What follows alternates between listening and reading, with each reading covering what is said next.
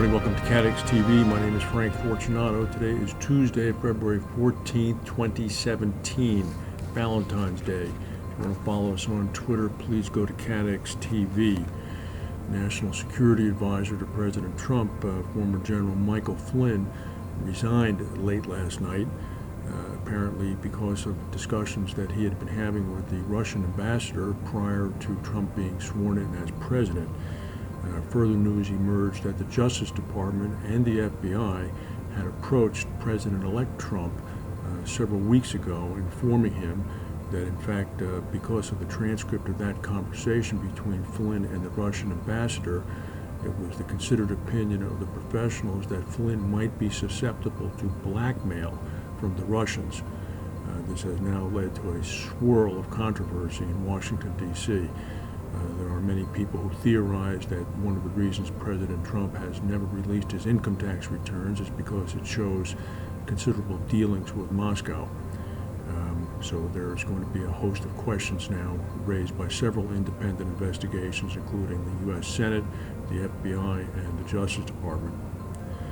Authorities in Taiwan are investigating what's caused the island's worst highway accident in 30 years after a bus carrying a tour group of senior citizens crashed yesterday, killing at least 33 people. Footage indicates that the bus lost control on an exit ramp near the capital of Taipei and flipped over. If you look at the film of the bus is completely on its side at the exit ramp. It's suspected that the bus may have been speeding. The speed limit at that point was only 25 miles per hour. It's hard to see how the bus was not speeding, given the positioning of the vehicle. Japanese electronics and energy giant Toshiba said earlier today that its chairman is resigning to take responsibility for problems that will result in a $6.3 billion loss this year in its nuclear business. The company says Shigenori Shiga, the chairman, will step down from the board but stay on as a Toshiba executive. He is quitting over huge losses from the acquisition of Chicago Bridge and Iron by Toshiba's U.S. nuclear unit, Westinghouse. Auditors questioned the company's reporting on the acquisition of CBI. Toshiba denied any wrongdoing. The company already was grappling with a scandal over company officials' doctoring of accounting books to meet unrealistic profit targets. In Lake Oroville, California, the 200,000 people who were evacuated because of the threatening breach of that Oroville Dam may remain evacuated for another 15 or so days. More rain is forecast in the area.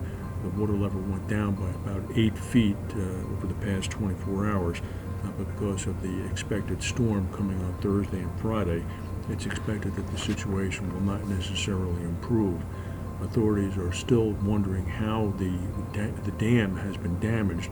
They claim that the main dam itself remains architecturally sound, and what's occurring is a storm runoff concrete apron that was built to the side to handle excess water is what was damaged and began to shoot chunks of concrete down into the valley below. This caused the authorities to turn off that runoff, which then, of course, increased pressure on the dam. They're not sure as to what the next step is. They have appealed to Washington to ask for a federal disaster pronouncement, but that has not yet been forthcoming. British engineering company Royce says that the collapse of the British pound in value has cost it some $5.5 billion U.S. The company said that since the pound's near 20% drop against the dollar since the June Brexit vote forces them to mark certain financial contracts to market value, causing the precipitous $5.5 billion drop.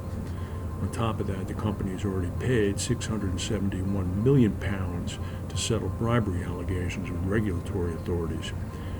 That caused the company to book a full-year net loss of £4 billion for 2016, compared with a profit of £84 million in 2015.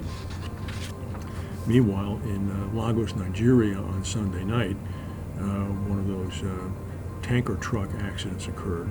A tanker truck with 33,000 liters of petroleum skidded off the road and burst into flames near the Apapa region in Lagos. Those sorts of accidents are fairly normal in Nigeria.